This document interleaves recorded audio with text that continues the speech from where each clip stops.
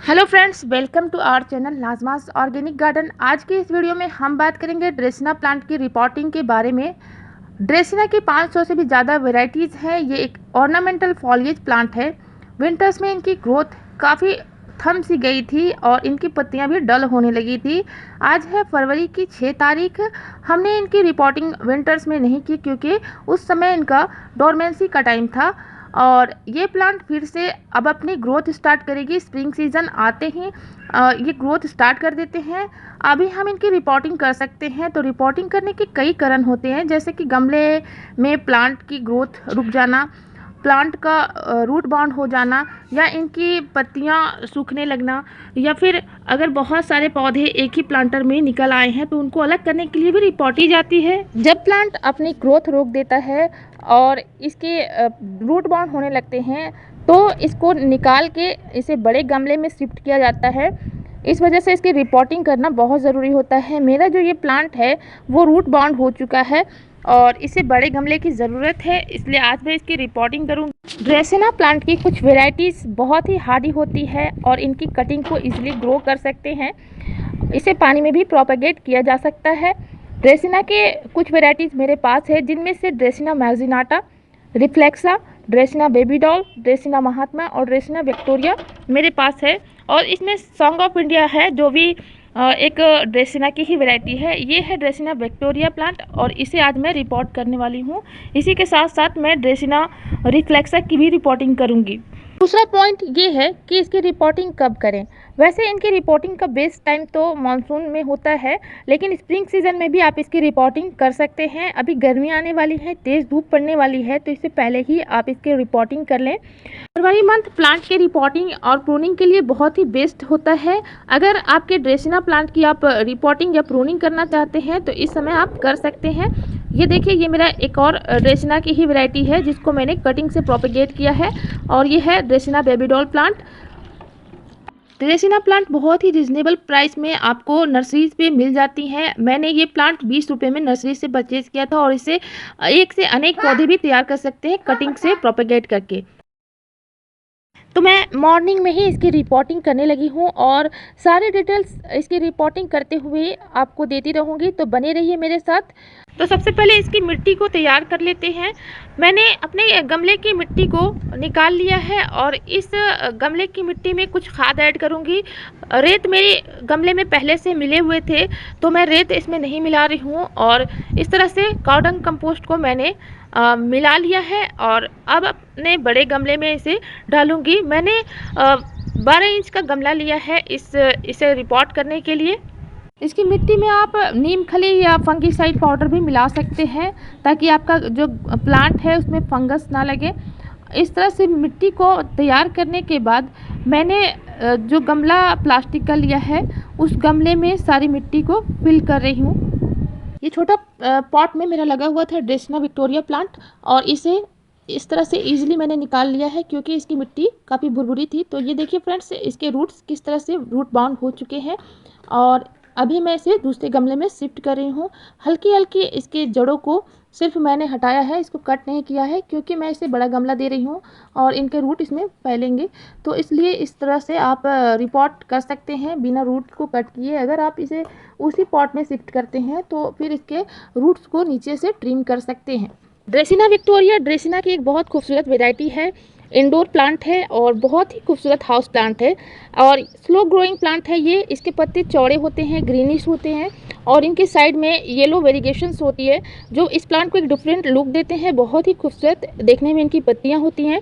तो इनको सिर्फ हमें तेज़ सनलाइट से बचाना है और इनको ओवर वाटरिंग से बचाना है। ज़्यादा तेज़ धूप में इनकी पत्तियां बर्न होकर गिरना शुरू हो जाती हैं। इनको थोड़ा ऐसी जगह पे लगा के रखें जहाँ पे इनको छनी हुई धूप मिलती रहे, और थोड़ी सी सुबह की धूप अगर इसको देते हैं तो ये प्लांट का वेरिएशन बहुत ही अच्छा निखर के आता है। अगला जिस प्लांट की रिपोर्टिंग मैं करने जा रही हूँ वो है ड्रेसिना रिफ्लेक्सा। इस प्लांट की कटिंग से मैंने बहुत सारे प्लांट तैयार कर लिए हैं और ये प्लांट हमारा बहुत ही अच्छा बुशी हो चुका है, और इनको नए नए प्लांट बनाने के लिए कटिंग करते रहें और बुशी बनाने के लिए भी इनकी कटिंग करना ज़रूरी है, तभी हमारे प्लांट में नीचे से नई नई ग्रोथ आती है और इस प्लांट की पत्तियाँ बहुत ही खूबसूरत दिखती है। तो इस प्लांट को ब्राइट सनलाइट में रखना ज़रूरी है, जहां इसको छनी हुई धूप मिले।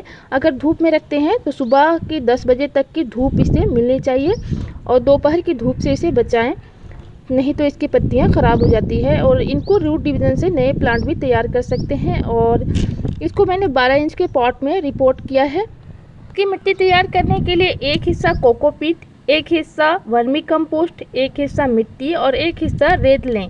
इस तरह के सॉइल मिक्स तैयार करने पे आपका जो गमला है वो बहुत ही अच्छा वेल ड्रेन बनता है। और इसके साथ साथ आप इसमें फंगीसाइड को भी ज़रूर मिलाएं। मैं इसमें साफ फंगीसाइड मिला रही हूँ ताकि हमारा जो पौधा है वो फंगस से बचा।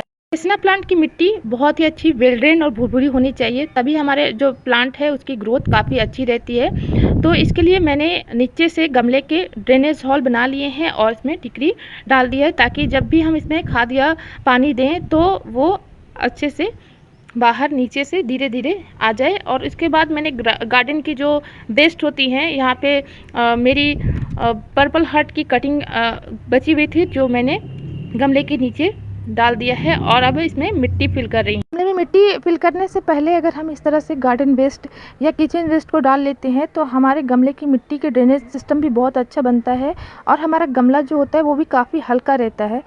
तो इस तरह से मैंने 80% तक अपने गमले को मिट्टी से फिल कर लिया है और इस प्लांट को निकाल लिया है। यहाँ पर आप देखिए कि पूरा प्लांट रूट बाउंड हो चुका था।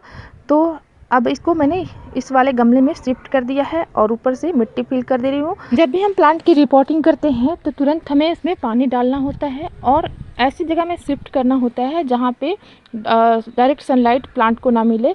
तो इसे जब तक हमारा प्लांट सेट ना हो जाए हमें छाया वाली जगह में रखना है।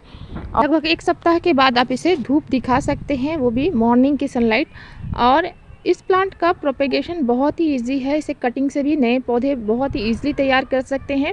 फरवरी मंथ बेस्ट है इसकी कटिंग लगाने के लिए। मैंने कुछ प्लांट्स की कटिंग को लगाया हुआ था। ये मैंने ड्रेसिना मर्जिनाटा प्लांट की कटिंग को लगाया है और इस तरह से कटिंग मेरी सक्सेसफुल भी हो गई है।